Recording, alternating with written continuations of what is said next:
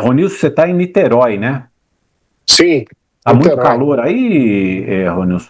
Rapaz, está bastante. Até está rolando uma brisa aqui, mas o efeito não é muito grande ainda. E, Aldo, onde é que você está?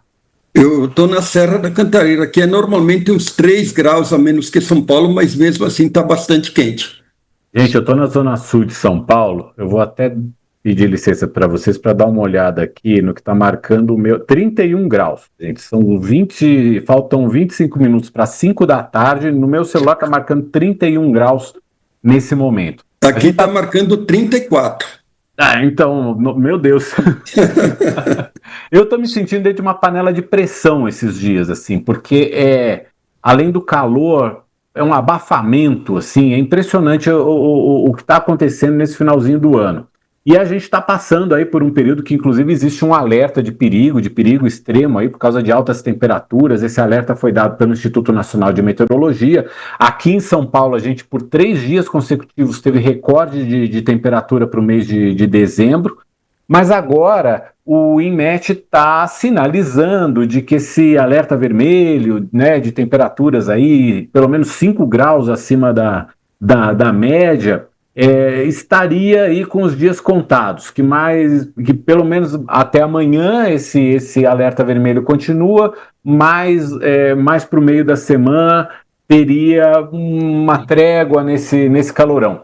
Mas quem está aqui com a gente para conversar e que pode passar informações mais precisas é o professor Humberto Barbosa, que é meteorologista, é coordenador também do Laboratório de Análise e Processamento de Imagens de Satélite, o LAPS.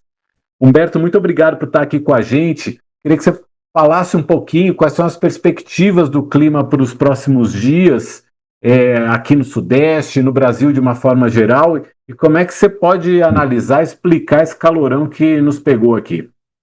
Bom dia, boa tarde a todos, é um prazer estar aqui. Bom, Mauro, é importante a gente destacar que o verão meteorológico, ele começou em dezembro, né? E o verão astronômico começou no dia 21 de dezembro. É sempre bom separar esses dois conceitos, né? Então, o verão meteorológico ele já vem com consequência da primavera, e principalmente o estado de São Paulo, você tem os solos cada vez mais secos, foi uma primavera em que teve muita irregularidade de chuvas, e isso é um débito que vem sendo colocado já para esse verão. Então, dito isso, é um fator também olhar a superfície, quanto ela retroalimenta a atmosfera.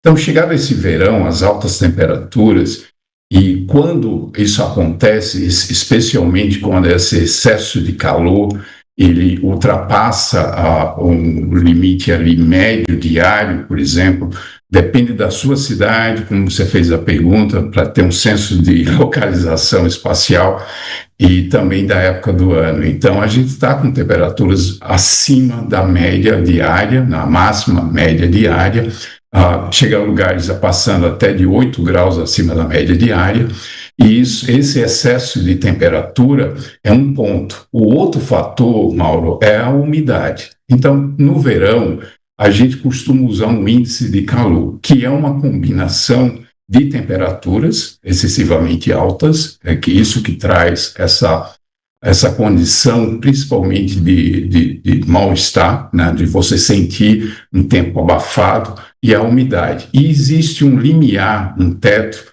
o qual a gente considera como um teto de risco para a questão até mesmo de vida do ser humano, que é quando você tem 35 graus num termômetro do bulbo úmido. Quando você tem temperaturas que chegam a 35 com umidade de 40% a 50% ou passando de 50%. Isso é extremamente prejudicial ao ser humano, e em poucas horas ele pode ter alguns órgãos decretando situação de colapso. Então, dito isso, o que vem acontecendo também, e eu acho que é um outro fator importante, é a atividade solar.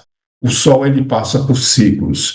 A gente está no ano extremamente, fechando esse ano, em 2025, com a atividade solar. E o que define a atividade solar? É quantas manchas solares ao longo de um ciclo vão sendo registradas. Então, 2025 é o pico dessa atividade solar.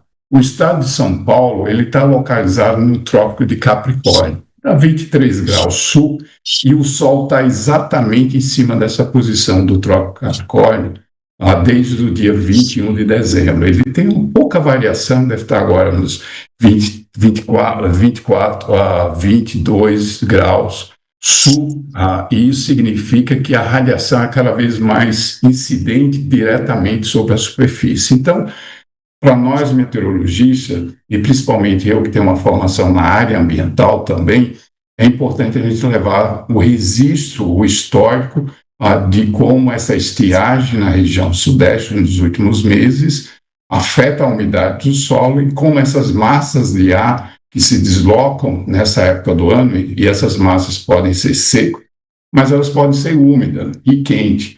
E isso traz uma condição desfavorável, o que a gente chama uma condição de onda de calor, quando persiste por 3 dias consecutivos. Desde terça-feira que a gente está sob essa condição de calor acima da média para essa época do ano. O que a gente pode esperar para o prosseguimento desse verão, um pouco mais perto agora para esses próximos dias, virada do ano, tudo isso, mas devemos esperar um verão muito quente, com novas ondas de calor também?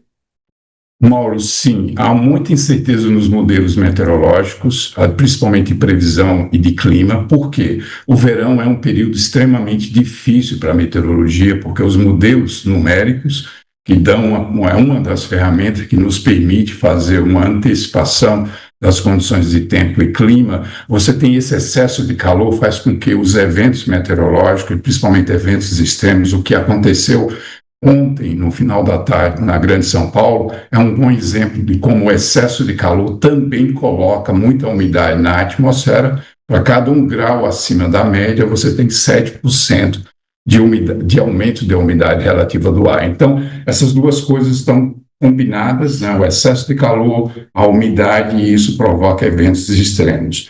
O que vai acontecer nesses próximos dias, há um pouco de incerteza nos modelos, porque há uma limitação com esse excesso de calor, de como eles vão prever. O que a gente já faz como uma tendência para esses próximos dias é que o dia 31 para a região sudeste vai ser, em termos de cobertura de nuvens e de chuva, potencialmente uma tendência de chuva. Então, o fim de ano para a região sudeste vai ser complicado, com chuva, muito pouco céu aberto durante o Réveillon. Então, essa é uma situação que é esperada, baseada não só em modelos meteorológicos, mas também levando em consideração alguns outros indicadores, como a oscilação 30-60, há outras oscilações que ocorrem na atmosfera, que elas estão atuando, e há muito fluxo de umidade vindo da Amazônia.